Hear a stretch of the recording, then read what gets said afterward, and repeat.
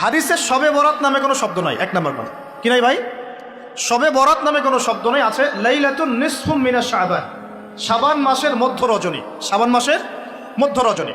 শাবান মাস কি? উত্তর, নবী সাল্লাল্লাহু আলাইহি ওয়াসাল্লাম রমজান মাসের পর যে মাসে রোজা রাখতে বেশি গুরুত্ব দিয়েছেন তার নাম শাবান। আমার সাথে বলেন, শাবান মাস কি? নবী সাল্লাল্লাহু আলাইহি ওয়াসাল্লাম রমজানের পরে যে মাসে রোজা রাখতে খুব বেশি গুরুত্ব দিয়েছেন তার নাম শাবান।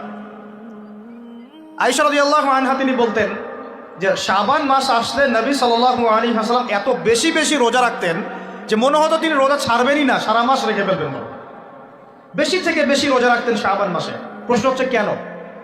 উত্তর, এমনিতে এই মাসটা বরকতময় এবং এই মাসে আল্লাহ পাক তার রহমতে বিপুল সংখ্যক মানুষকে জাহান্নাম থেকে মুক্তি দান করেন। সুবহানাল্লাহ।